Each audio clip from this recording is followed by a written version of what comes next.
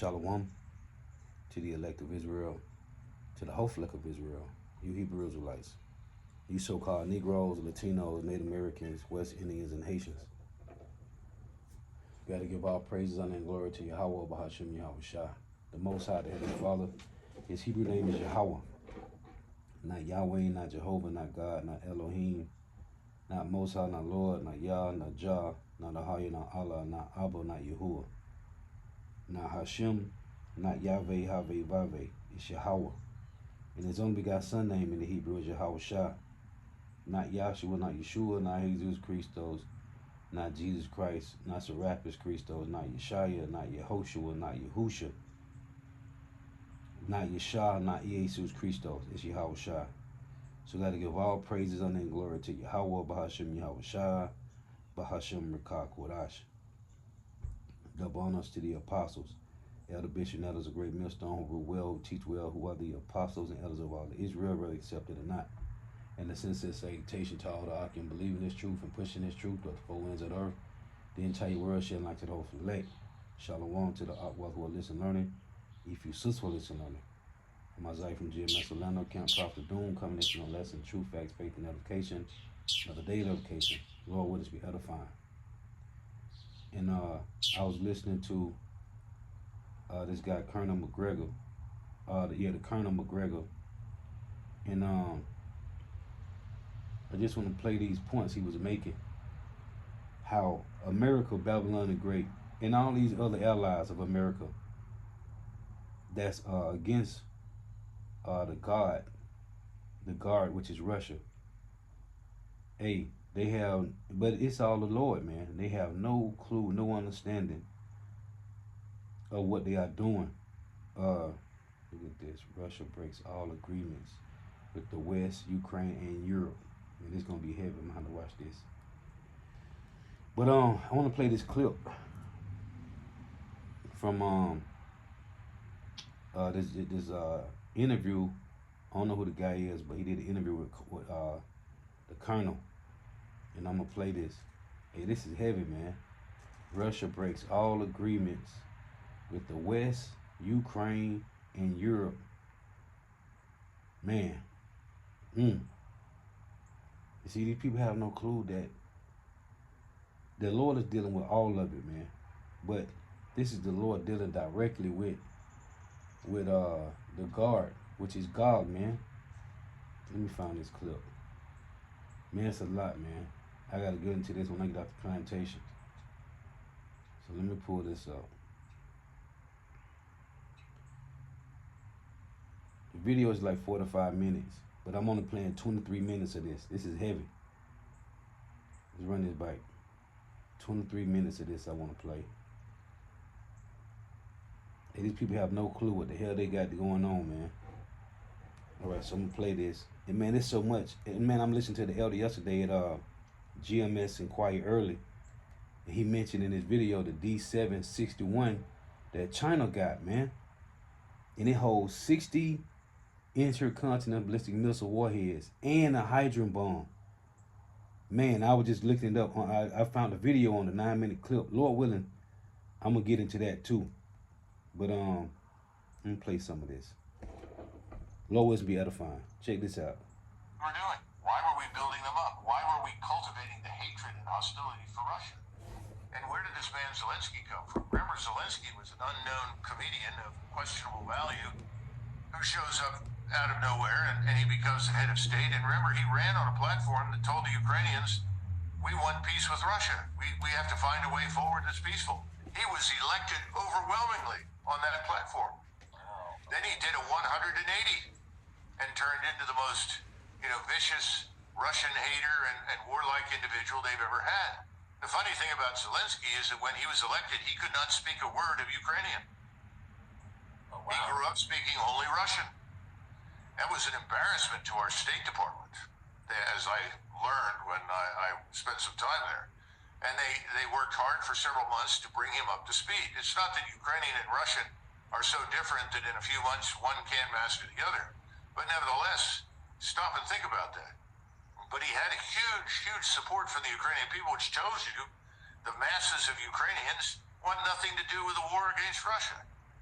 But this was then brought on, and I think what happened is that the so-called neocon globalists in the Beltway, who are all the various think tanks, thought that Russia could be bullied. And they kept saying, oh, they won't do anything.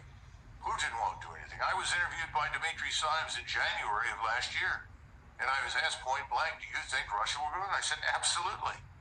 This is a huge danger to Russian national security. They're not going to sit there. The reason they went into Crimea was not just because historically it had been Russian. They didn't want it to become a NATO naval base in the Black Sea. I mean, there are reasons why actions were taken. So this was foreseeable, but people in Washington miscalculated. And then when Putin went in and essentially moved very carefully and cautiously with a goal of minimizing destruction of human life and property, because he did not want a war with the Ukrainian people, everyone said, oh, well, look at him. Look at the Russians. They're incompetent. They didn't do what we did in Iraq. You know, they did not destroy virtually anything that did not move and then try to attack anything that did. In other words, there was no shock and awe. Well, of course not. That's not what he wanted. And it took several months for him, sadly, and his colleagues in Moscow to figure out there's nobody to talk to. They're not going to negotiate with us. And so we go into this new setting where he says we've got to go onto a war footing. We're going to have to expand the armed forces. We're going to have to build it up. And then we're going to have to go into an economy of force mode for months until we're ready to strike back. Well, that's what's happened. And the sad part is that all of it was avoidable. It was never necessary. And remember that Mr. Burns, who is the former ambassador to the Soviet or Russia under, I guess, Obama, he was the one that wrote the memorandum that said no means niet, or niet means no. In other words, don't expand any further, don't go into Ukraine. And subsequently, he was sent within the last few months to try and hammer out a deal. And that's understandable why he would. Ukraine is falling apart. They are the ones who've taken horrific casualties. They are now dragging 16-year-old boys into the armed forces at gunpoint.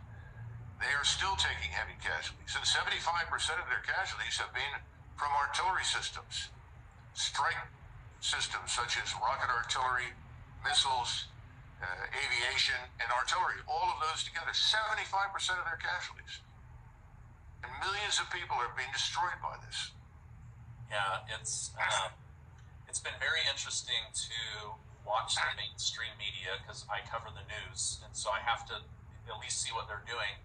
But then get these underground reports from you and from other people, Scott Ritter and others, and really see what's going on. I remember early in the war, I said to my YouTube community, I have no military background, but it seems like Putin is slow walking this invasion in order to get people to flee so that he's not causing mass casualty. And yet the mainstream media perceive that as Putin's weak, but he's also crazy. He's lost his mind. He's this new Hitler. And we were totally being fed a bunch of BS. And now we're saying, okay, wait a minute, this thing's actually going to fall. But now we're sending in tanks, and everyone's smoking the hopium that these tanks are going to be the new savior of Ukraine. I know you have, intel and opinions on the tank situation. What's really going on with the tanks that are going to be sent to Ukraine? Well, I think the administration pulled off a brilliant scam in order to trap the Germans into supporting something they didn't want to support. And that was by saying, okay, we'll send tanks. And then we said, we're going to send 31. But then we added, they'll have to be built from scratch. We can't send the ones that we have because of various technologies involved in these tanks that we don't want to fall into the hands of the Russians. So we have to build a model that we can safely send to Ukraine so that in the event the tank is destroyed or is captured, we're not putting at risk sensitive technologies and capabilities. So now we're looking at tanks arriving in 6 months, 7 months, 8 months, and then the usual suspects on the Army side are saying, well, we'll have to build up an entire logistical infrastructure and network. Well, that's true, but that's something that people should have thought about before they launched this war. There was nothing in Ukraine to support anything beyond the first few weeks. So those tanks aren't coming anytime soon. Meanwhile, the Germans are now saying, we can't send our best tanks either. We'll have to send old Leopards. We'll let our allies who have some Leopards send them if they like. They can do that. We give permission. But we're only going to send, I think the latest count from the Germans was 14. But then they assumed that all the other Europeans that have Leopard tanks would send those, and they said that'll bring your total to 88, or 2 battalions. Doesn't look like, with the exception of the Poles, the rest of them are going to give up their Leopard tanks. So, I think, frankly, it's much ado about nothing. And again, anyone who looks at what's happened in Ukraine understands that warfare has changed rather profoundly.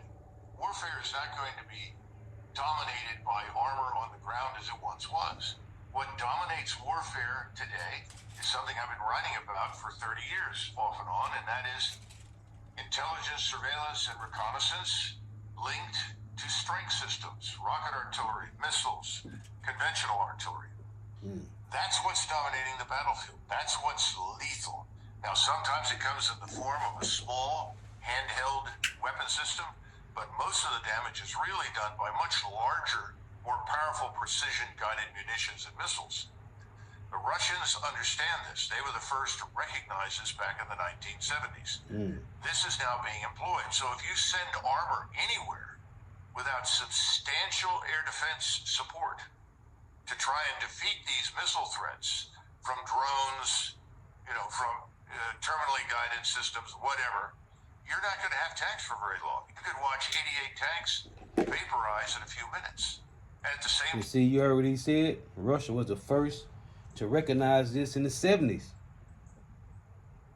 time, your infantry has to be there in the form of armored fighting vehicles with lots of firepower to gain lots of overhead protection. Top attack from ISR strike dominates the battlefield now. Precision has made it extremely lethal. And that's why, you look at the Russians, excuse me, they are moving very deliberately, very slowly, advancing under the umbrella of this ISR strike. Calculated steps. They don't have to make any mad dashes to Kiev or across the river to hold something and wait for reinforcements.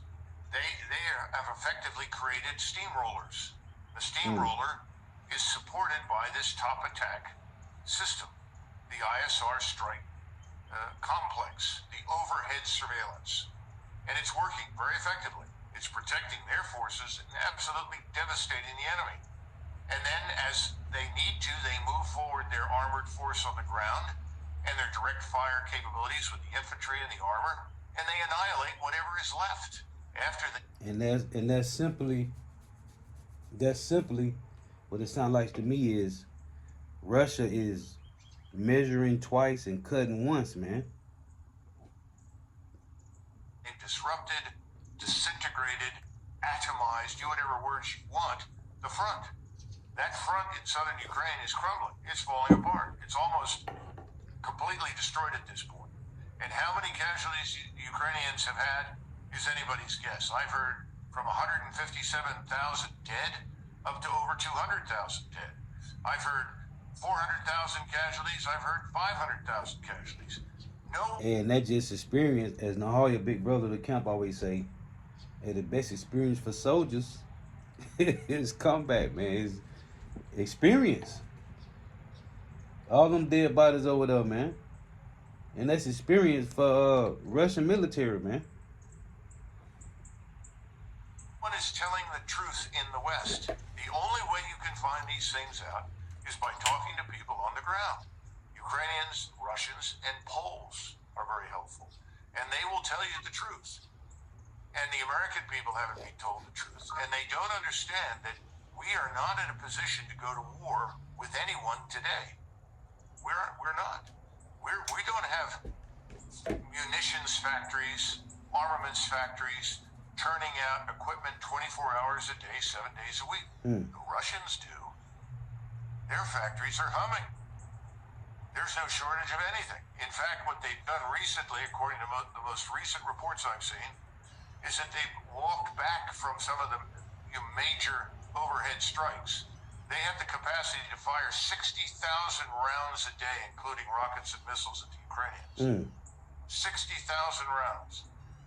But they've been walking that back, and the Ukrainians who are watching this, and the Poles and others are saying the Russians are husbanding these for the coming offensive. And this offensive is coming.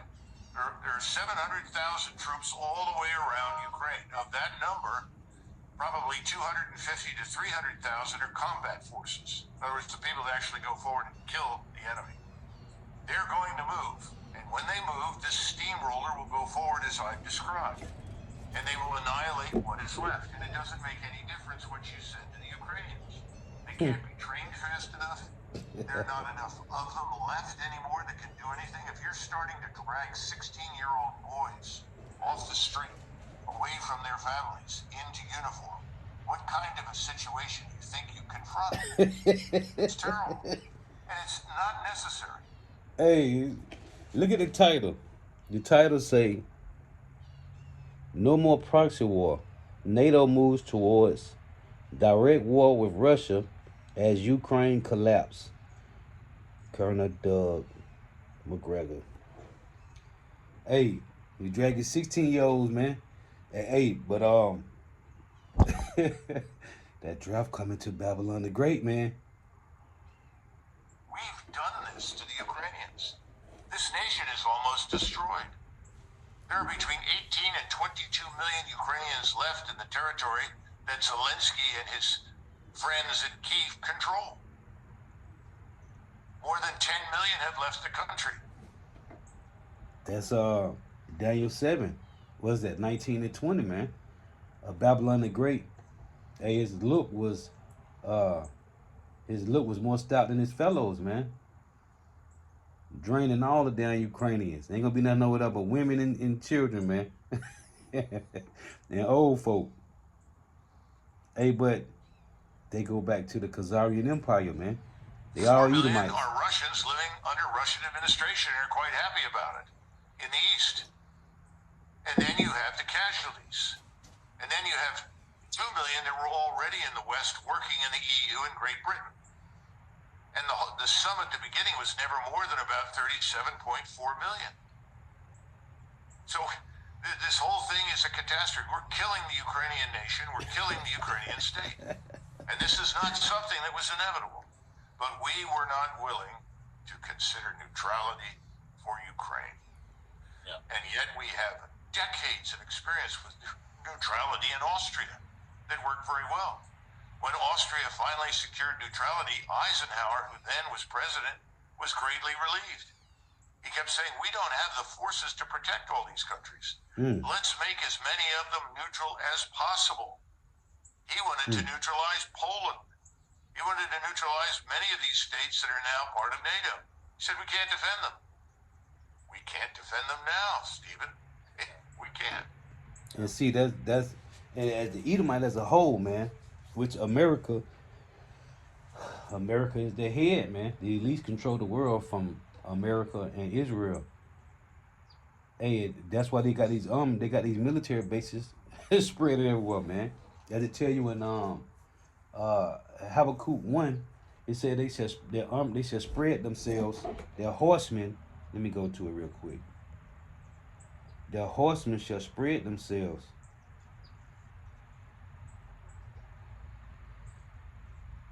They can't, and again in Habakkuk 2, they can't be satisfied, man. They can't be damn satisfied. Esau, Edom, the self-proclaimed white man. Habakkuk 1 and 6. It reads, "For lo, I raise up the Chaldeans, that bitter and hasty nation." And America means bitter. "We shall march through the breadth of the land to possess the dwelling places that are not theirs. They are terrible and dreadful. They are terrible and dreadful. Their judgment and their dignity shall proceed in themselves. Their horses also are swifter than the leopards." And he said, "Send them old leopards." That's crazy. "And are more fierce than the evening wolves, and their horsemen shall spread themselves." And that's they military bases everywhere, man. And just like McGregor just said, man, They can't defend all these countries. They spread it too thin. Let's go back to this. But this is Babylon the Great for you, man. Their look is more stout than their fellows. Final question. I know how busy you are. Thank you. This has been, I've learned at least a dozen new things, and I read a lot. So thank you for your wisdom. Is Washington, D.C. and NATO going to pull us into World War III? Are they going to trigger Belarus teaming up with Putin and coming in from the north? Are we going to be pushing Poland and Germany in? Or is this thing going to find resolution once Ukraine can no longer sustain itself and the money stops pouring in? Where do you see this going at this moment? Well, the senior military leaders in the Pentagon know that we are not prepared for a military confrontation with Russia in Eastern Europe. They understand that. Remember, we are predominantly an aerospace and maritime power. We're prepared to defeat anyone who threatens the United States. Ideally, we'd like to meet our enemies somewhere in the mid-Atlantic or in the mid-Pacific, not on the Eurasian continent. Our army is pitifully small and pitifully incapable for what we would want it to do. It needs to be larger and more capable, but we've been destroying the armed forces now for a long time with all sorts of terrible policies that undermine discipline, cohesion, and destroy good leadership. So I think that we can avoid this confrontation. And I think there's a predisposition to do that. I think the amateurs in the White House recognize privately that they're in a lot of trouble. They've pushed this too far. And they're going to be embarrassed badly as they watch the steamroller eliminate what's left of the Ukrainian armed forces. The steamroller is Russia, he said. And that's when he said they're gonna be embarrassed, that's the Habakkuk too, man. Their shameful spirit shall be on their glory. Ezekiel 28, when the Lord said that verse 7, that he gonna bring the terrible of the nations, and they shall draw their sword against the beauty of thy wisdom. So this is gonna be Russia drawing this sword against the beauty of America's wisdom, man.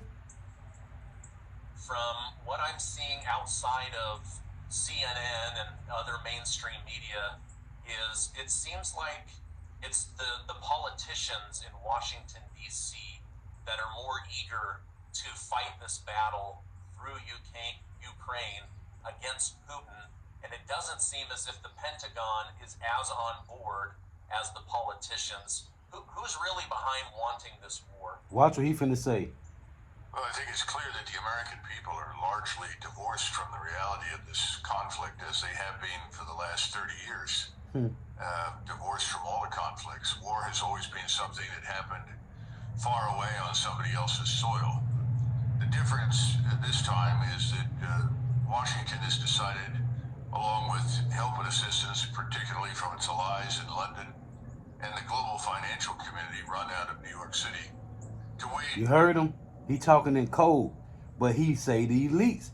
He said the global financial system ran out of New York. Let me run this back. Look at this. Let's go back a tick. Well, I think it's clear that the American people are largely divorced from the reality of this conflict, as they have been for the last 30 years. Divorced from all the conflicts. War has always been something that happened far away on somebody else's soil. The difference this time is that Washington has decided, along with help and assistance, particularly from its allies in London and the global... He said London, right? When you read Revelation 16 and 13, he said the three unclean spirits like frogs come out of the mouth of the dragon, out of the mouth of the beast, and out of the mouth of the false prophet. Well, you got London is the monetary. He just mentioned London. Then he said the global financial. Run it back. The difference this time is that Washington has decided, along Which with is the military, assistance, particularly from its allies in London and the global financial community run out of New York City, the elite, to wage war on the Russian state. See that? Hey, that's why this is heavy, man. He said Washington, which is the military. He said London, which is the monetary. Then he said the globalist foundation. Let me run that back before I get this precept, man. One more time. Divorced from all the conflicts. War has always been something that happened far away on somebody else's soil. The difference this time is that Washington has decided, along with help and assistance, particularly from its allies in London and the global financial community run out of New York City, to wage war on the Russian state. What it say? 2 precept. Well, I'm at 1546. Listen to this, man. See, they be talking, but they don't know they talking precepts, man. They don't know they be speaking the scriptures, man. Just like that's why the Lord said these things are written a time ago for our learning. These guys can go into the details from the intel, from the inside, to give us the inside scoop. But they don't know it's written in the scriptures, man. Let's read this one first. This is beautiful, man. Romans 15:4. It reads, "For whatsoever things were written aforetime were written for our learning, that we through patience and comfort of the scriptures might have hope." Man, it got me excited about this, man. So, he said what? He said Washington with its allies, London, and the globalist foundation to what? Draw Russia out to fight, man. Listen. Revelations 20.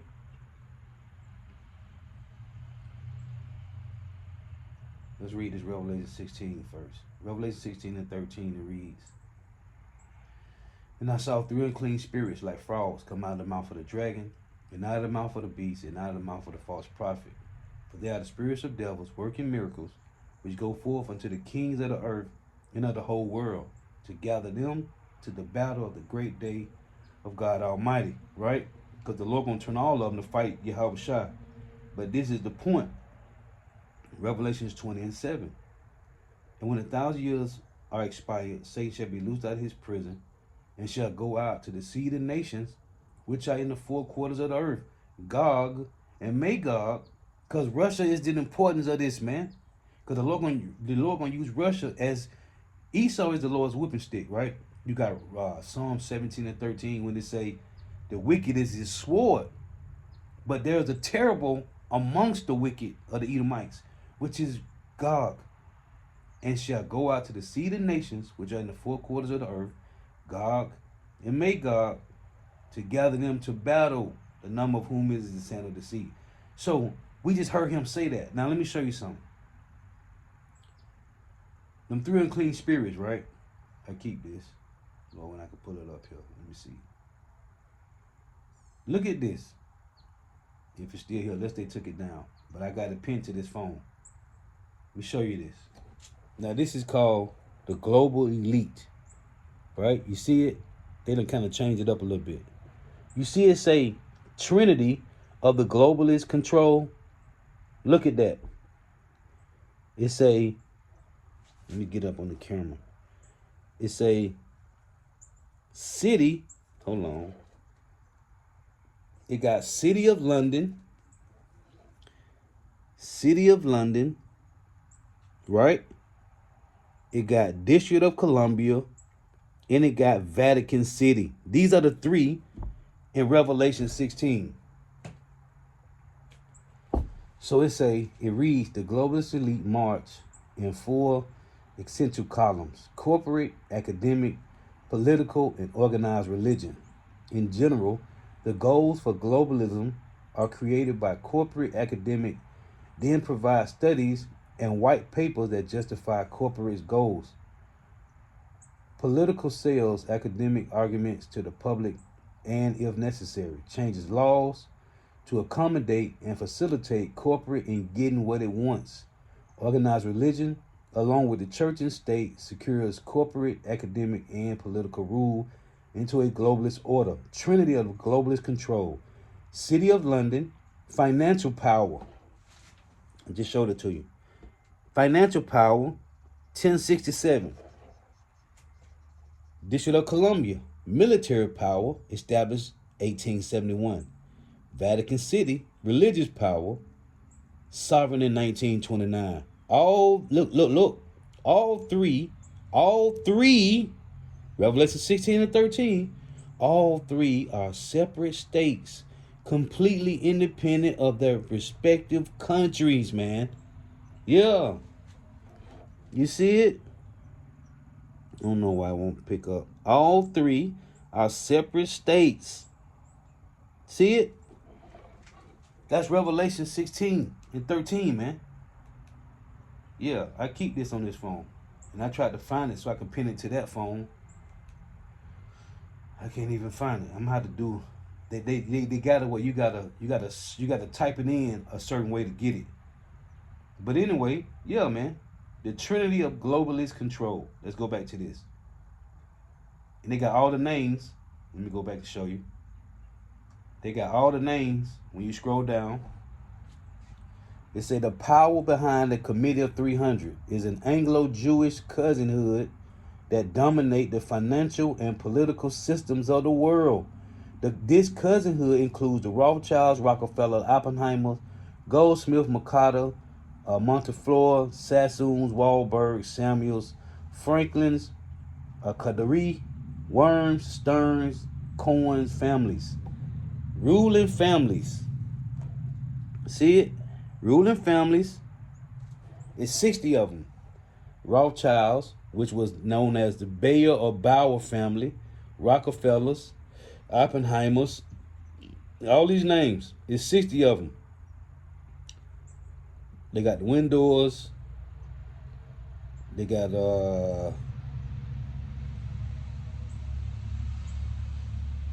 Bushes, Russells, Guinness, Disney, Taft, Collins, McDonald, Goodyear, Reynolds, Geddes, Coach, Mars, Johnson's, S.C. Johnson, Perkins, Kellogg, Waltons, Franklin, Sloan's, all these names in here, man. All these names. So let's go back to this.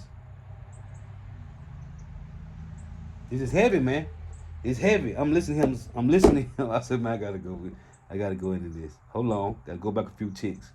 Along with help and assistance, particularly from its allies in London and the global financial community run out of New York City, to wage war on the Russian state with the goal of not simply regime change, but ultimately destroying the state, potentially dismembering it. And when you look at the people who are advocates for this terrible, destructive policy, they are largely the same people that got us into the Balkans in the 1990s, into Bosnia and Kosovo, and then subsequently were largely supportive of the interventions in 2001 and 3.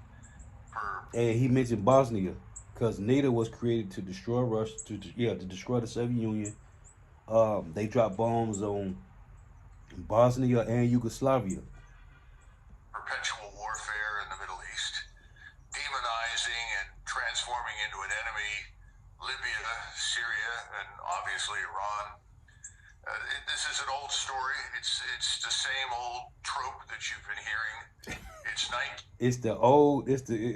What scripture say? It's the serpent of old, man. These Edomites and transformed from a serpent to a dragon, man. And he's saying it. He's saying it's that old enemy, man. Let's go back a few ticks. Libya, Syria, and obviously Iran. This is an old story. It's the same old trope that you've been hearing. Yeah. It's 1936 again. We have another potential Hitlerian state, and if we don't act, we are appeasers, and the world as we know it will end. So that's about it. But I think there's a lot of money behind this because Russia is full of trillions of dollars of resources, mineral resources, oil, gas, precious metals, agricultural. We just go down the list. There was an attempt in the 90s and in the early part of this century by people from the West, many of whom are connected to organizations like Goldman Sachs and the global financial community, to go in and effectively rape Russia and steal everything they possibly could from it. They were ultimately defeated and thrown out by Vladimir Putin, who established a new regime to bring some more stability and dignity back to the Russian state. He has has been talking now for many, many years about the unacceptable policy of advancing NATO to Russia's borders. And he's been warning over and over and over again, if you do this, you will inevitably come into conflict with us. We will not tolerate a large NATO presence. And when you say NATO presence, read the potential for U.S. ballistic and cruise missiles and so forth on the border. And we've taken a position in Washington, that is the political elite, the ruling elite of our country, that Russia is weak, that Russia can be bullied. See, he just said the elite, run it back.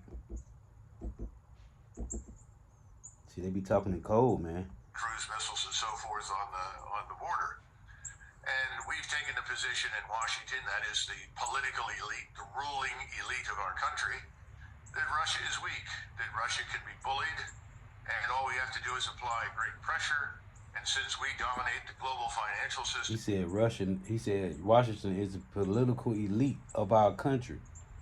He's got to talk in code.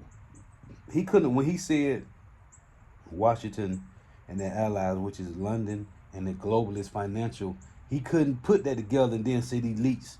He had to break it up. See, these devils think they cracked it, but they ain't. Hey, 2 Corinthians 2:11, man. He talking in code, man. Isolated. And this ruling political elite embraces most of both parties. And so we are embarked. You heard him? You heard him? Because the elites, they fund both sides of the war. You hear what he just said? Run it back. Since we dominate the global financial system, we can isolate it. And this ruling political elite embraces most of both parties. Both parties. And so we are embarked upon this very dangerous course of conflict and confrontation now with the Russian state and its armed forces. The Washington community that sponsors this has obviously enriched itself over the last 30 plus years through all the various interventions and the massive increases in defense spending. But it actually goes beyond that. It goes to the reconstruction costs, rebuilding costs, and the introduction of U.S. firms and interests into other countries. It's a kind of new imperialism that we've been embarked upon. And Russia is simply the latest target. The problem for the ruling elites in Washington is twofold. First of all, most of them are ignorant of reality. They know nothing about the world beyond our borders. They know nothing about military power. And so they badly miscalculated with Russia. This was a war that should have ended in a few weeks because Russia would collapse, or at least in a few months because Russia would collapse. This is a war that should have ended because Russia can't produce enough ammunition. This is a war that should have ended because of horrendous and horrific casualties taken exclusively by the Russians. And all we have to do is arm this proxy, this Ukrainian force that we built after 2014, once we had established a government in Kiev that would do our bidding. And this force in Ukraine would devastate Russia. Well, it hasn't quite worked out that way, has it?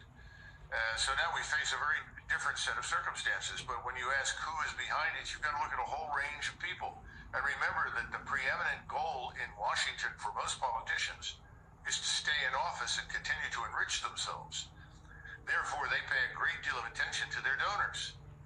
Who are the donors? You have to go and look at the oligarchic class of people that drive policy, that keep us in a state of perpetual conflict with a whole range of people and nations. The elites, man. Who are they? Then look at the industries in which they are invested and which support these policies. When you look at those things carefully, in other words, it boils down very simply to follow the money.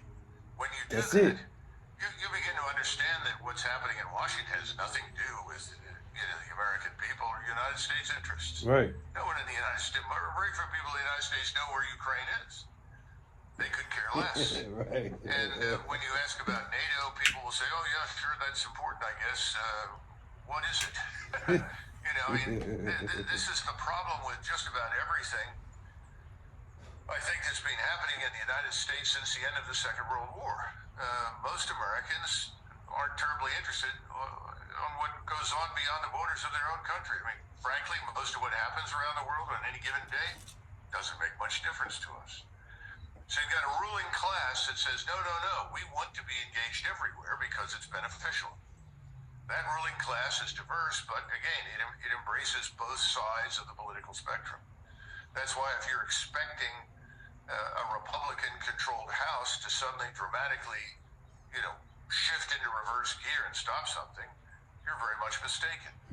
Most of them will vote with the left, just as most of the left will vote with them. Why? To keep the money flowing. Right. It benefits. And you heard what he said? You just got to follow the money. And what did Maya Angelou Bible say?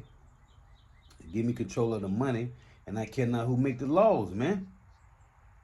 Yeah, that's his quote, man.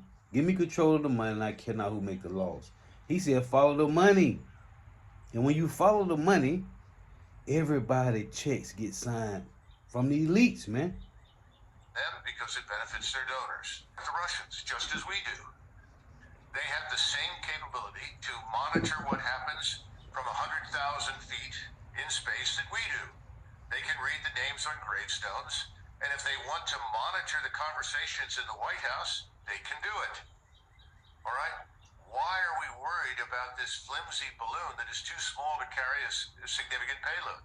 It can't even communicate with China. It's on the wrong side of the world. The only way it could communicate is to send data to satellites. Meanwhile, our border is open. Thousands of Chinese, thousands of Russians, and others from all over the world have been pouring in. Where are they? What are they doing? Are our nuclear power stations secure? What about these people? Are they near any of our military installations? How many of them are agents? How many Chinese scientists and engineers are working in our laboratories? This is all nonsense, what we're hearing about the stupid balloon. They're missing the point. Washington needs to be held accountable for its incalculable negligence and mendacity. I agree with that. But you're not going to get anything out of the balloon. You need to turn to the really substantive issues. Why are our borders open? Why do we have 100,000 troops in Europe, including almost 50,000 in Poland, and none on our borders? There's no threat to Europe from Russia. Russia is not interested in invading Europe. This is all nonsense. This was cooked up for years to try and demonize Putin and turn him again into another Hitler figure. It's the same old trope. It's the same people doing these things over and over and over again. Yep. At some point, the American people need to become engaged and put an end to it. That's the easiest way I can put it. Yeah. Yeah, damn, none of that gonna happen, man. See, you heard how he said all these soldiers, American soldiers, and everywhere else but in America, man. Well, that's a Joel 2:20. The Lord said He gonna remove the northern army and draw them over there into a land barren and desolate. So eventually, that's where they're gonna have to go at, man. I want to play some of this. Security agreements that hold a continent together with there exists an ancient principle in international relations. You cannot dismantle the security agreements that hold a continent together without preparing for the consequences. For 33 years, since 1991, the West ignored this fundamental rule.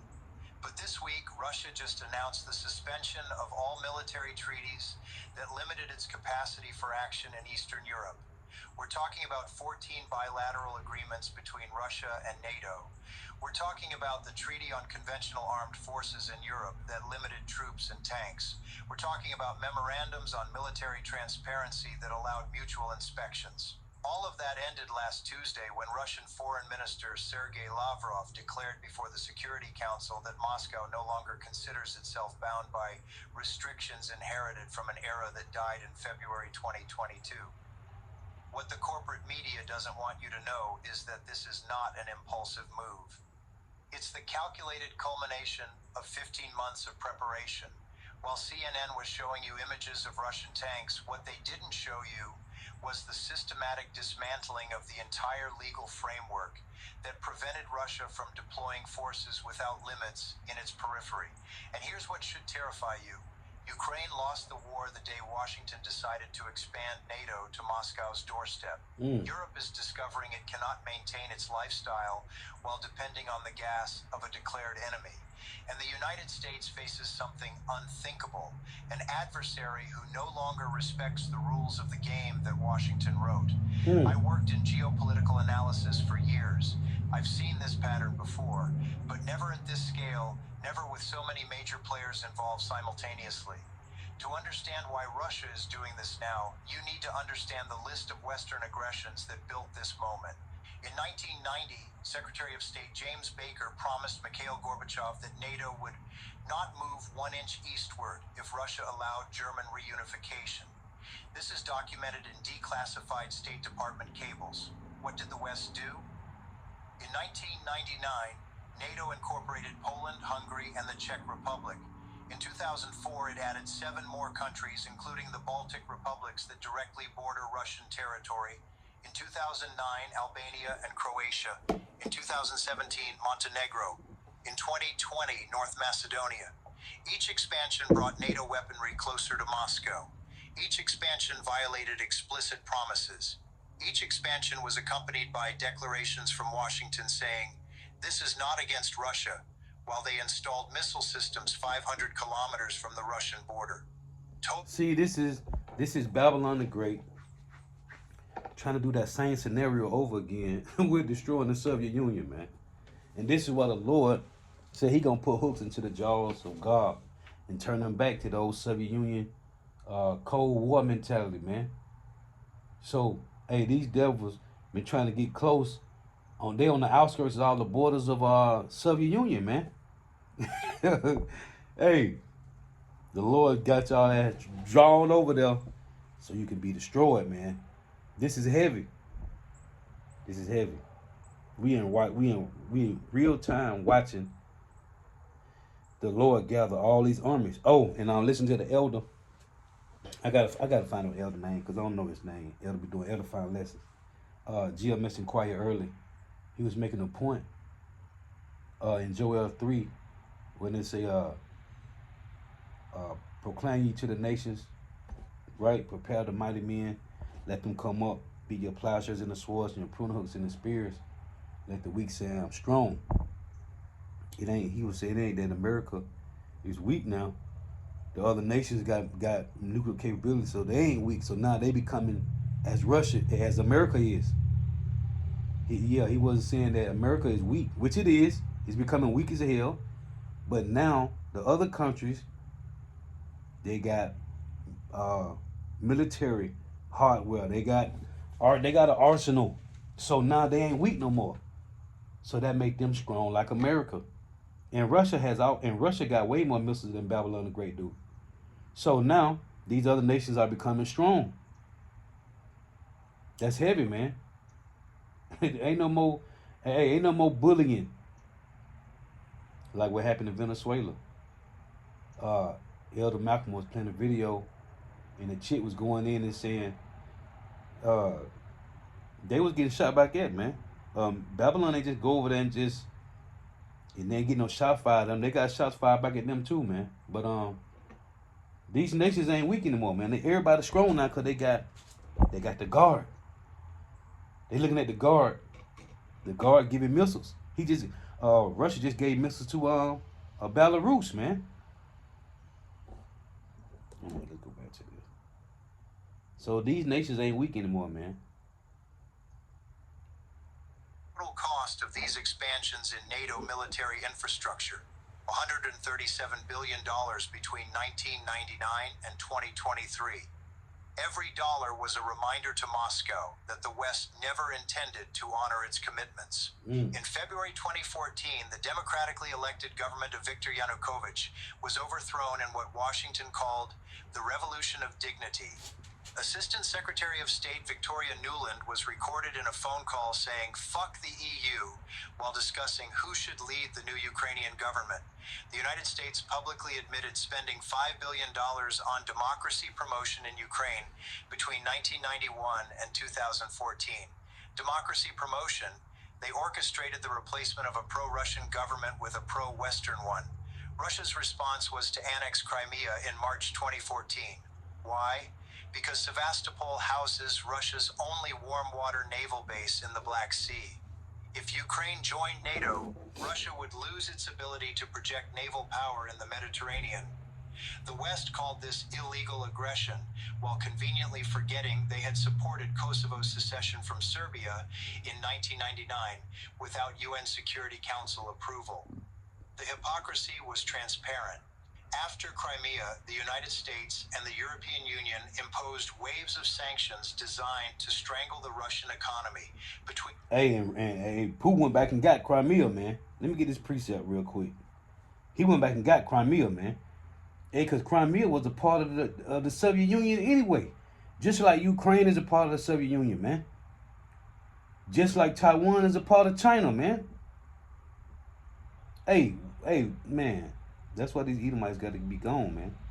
They got to get gone. Psalms 50. Nope. Psalms 55. In verse 20. It reads, He hath put forth his hand against such as be at peace with him. He hath broken his covenant. The words of his mouth were smoother than butter, but war is in his heart. His words were softer than oil, yet were they drawn swords. As this guy mentioned, America broke all their treaties, man. They broke all their treaties, man.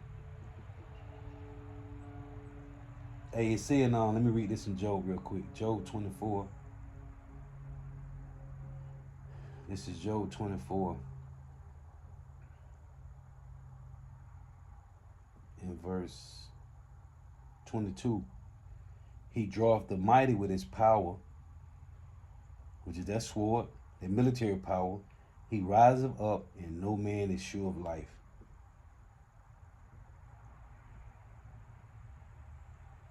In 2014 and 2022, the West implemented more than 6,000 individual sanction measures against Russian entities.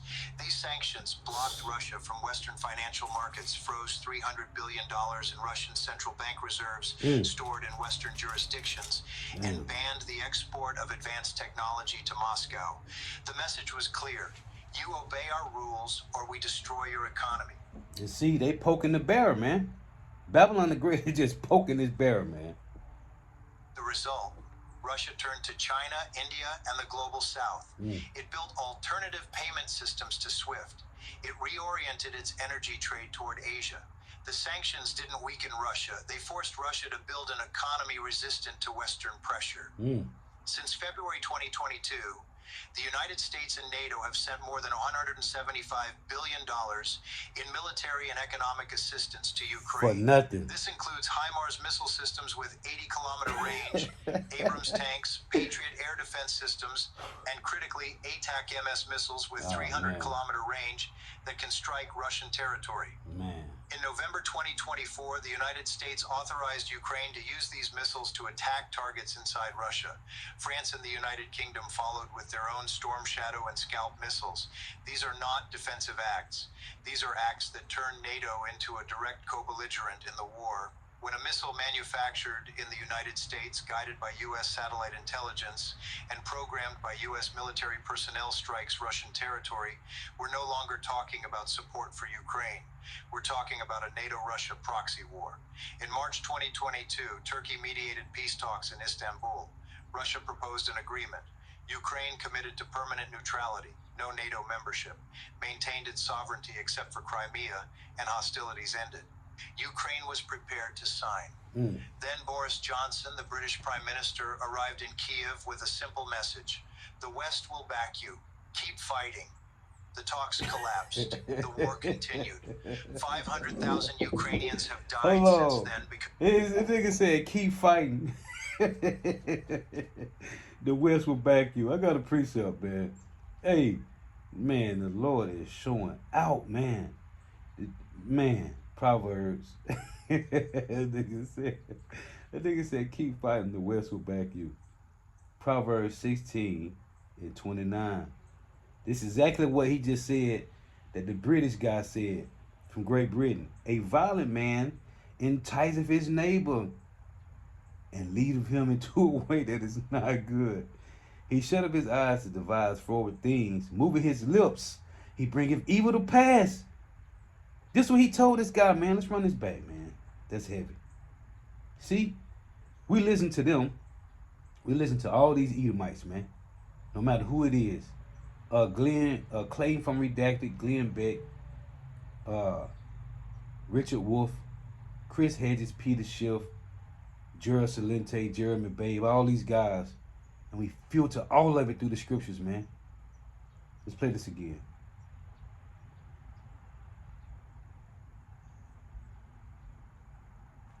Didn't even respond formally. In December 2024, the G7 announced plans. Go back.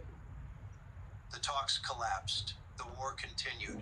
500,000 Ukrainians have died since then because the West preferred to use Ukraine as a spearhead against Russia instead of allowing a peace agreement. In June 2024, Russia offered another proposal. No, I gotta immediate ceasefire. Hold on, I gotta go back. Let's go back a few ticks. Personnel strikes Russian territory. We're no longer talking about support for Ukraine. We're talking about a NATO-Russia proxy war. In March 2022, Turkey mediated peace talks in Istanbul. Russia proposed an agreement. Ukraine committed to permanent neutrality, no NATO membership, maintained its sovereignty except for Crimea, and hostilities ended. Ukraine was prepared to sign. Then Boris Johnson, the British Prime Minister, arrived in Kiev with a simple message. The West will back you. Keep fighting. The talks collapsed. The war continued. 500,000 Ukrainians have died since then because the West preferred to use Ukraine as a spearhead against Russia instead of allowing a peace agreement. In June 2020, led him into a way that was not good. Hey, and it say, he shut up his eyes to devise forward things, and moving his lips, he bring evil to pass. This what Boris Johnson told Ukraine, told Zelensky, man. Keep fighting. Led the man into a way that's not good, man. Now they down there don't got no men in Ukraine, man. Which is, hey, the old Khazarian Empire, it all Edomites anyway, man. See, this is an Edomite warfare, man. Stay out the way. Russia offered another proposal. Immediate ceasefire if Ukraine recognized the current territorial reality. The United States didn't even respond formally. In December 2024, the G7 announced plans to confiscate the frozen $300 billion in Russian assets and transfer them to Ukraine for reconstruction.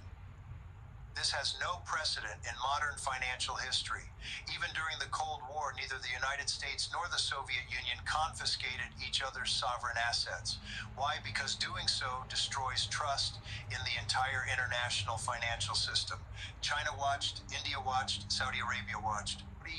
Everyone saw that if Washington can freeze and confiscate sovereign assets because it doesn't like a country's foreign policy, then no country is safe. So what happened? What happened is that Russia called the West's bluff, and the West realized it doesn't have the cards to back up its bet. U.S. Defense Secretary Lloyd Austin faces an existential crisis. In January 2025, he admitted in a classified congressional meeting, which was leaked to the Washington Post, that the United States cannot sustain the current level of munitions production for Ukraine beyond May 2025. The United States is producing 28,155 millimeters artillery shells per month. Ukraine fires 90,000 per month. The gap is mathematically unsustainable. Worse still, the United States exhausted 60% of its Javelin missile reserves and 70% of its Stinger missiles by sending them to Ukraine. These systems take 18 to 24 months to replenish because production lines were dismantled in the 1990s when Washington thought history had ended. Russia, meanwhile, is producing 250,000 artillery shells per month.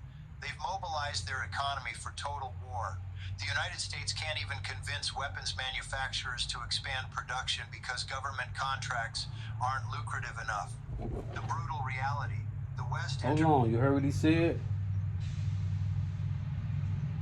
Congressional meeting, which was leaked to the Washington Post, that the United States cannot sustain the current level of munitions production for Ukraine beyond May 2025. The United States is producing 28,155 millimeters artillery shells per month.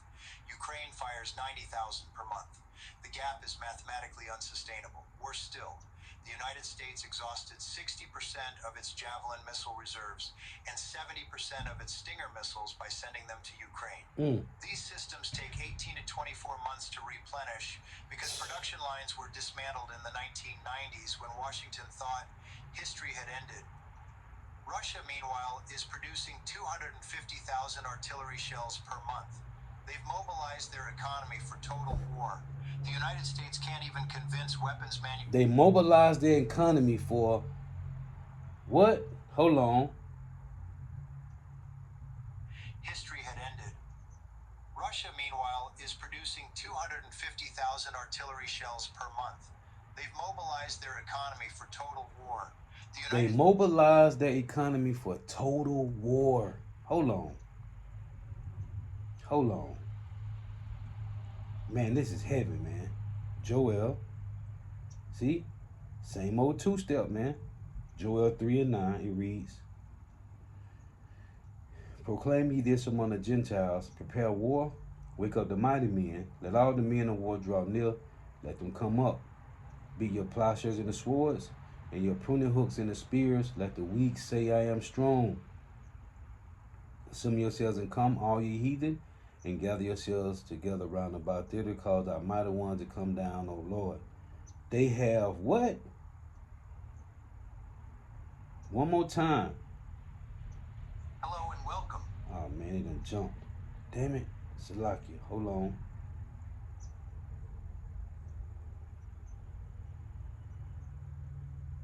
I gotta play this again. The United States can't even convince weapons manufacturers to expand production because government contracts aren't lucrative enough.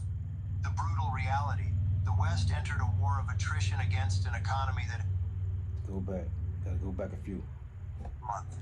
The gap is mathematically unsustainable. Worse still, the United States exhausted 60% of its Javelin missile reserves and 70% of its Stinger missiles by sending them to Ukraine. These systems take 18 to 24 months to replenish because production lines were dismantled in the 1990s when Washington thought history had ended. Russia, meanwhile, is producing 250,000 artillery shells per month. They've mobilized their economy for total war.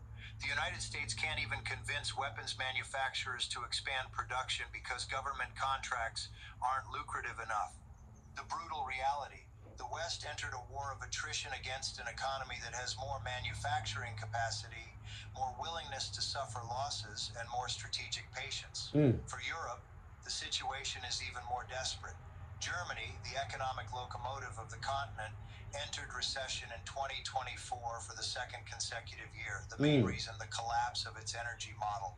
Before 2022, Germany imported 55% of its natural gas from Russia at prices averaging $6 per million BTU. Today, they're importing liquefied natural gas from the United States at $12 or $15 per million BTU. This doubled industrial energy costs. BASF, the German chemical giant, announced in September 2024 that it's permanently closing 6 plants in Germany and moving production to China and the United States. Their CEO said explicitly, we cannot compete with European energy costs. Volkswagen, BMW, and Siemens followed with similar announcements. Europe's deindustrialization is not a conspiracy theory, it's documented corporate policy. Poland is burning coal at rates not seen since the 1980s to keep the lights on during winter. France is restarting nuclear reactors they had planned to shut down. Italy is considering reopening direct oil pipelines to Libya that were sanctioned. The irony is devastating. Europe sanctioned Russian energy to support Ukraine, but the result is that Europe now depends on American gas at inflated prices, while Russia sells the same energy to China and India at a discount and still generates more revenue than before the sanctions. Hey, and that's the guard, man. The Lord done raised them up, man, to be the guard, man. Damn, this is heavy. See, it's a lot, man. It's a lot going on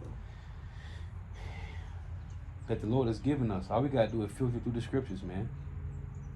Hey, because the end goal is Russia going to be the one, man. And Ezekiel 28 and 7. They shall draw their swords against the beauty of America's wisdom, man. All we got to do is hold on, stay prayed up, praying to Yahweh Shema Shah to increase our patience, man. And just hold on, because he's mentioning France, Germany, Poland, all these, they falling, man. Esau Kingdom is falling, man. Babylon the Great is falling, man. Isaiah 47, Isaiah 47 in verse 1, when they say, come down and sit in the dust, O virgin daughter of Babylon. That scripture is not there for nothing. This place is falling, man. And all that, this is this beast system. Oh, matter of fact, let me close with this. I ain't mean to make this an hour. But man, I can go on. I'll be watching these videos, man. These Edomites be going in, but that's Yahweh Shema Washai making their own tongue to fall upon themselves, man. In Psalm 64 in verse 8. And then you got the one in Job 15. But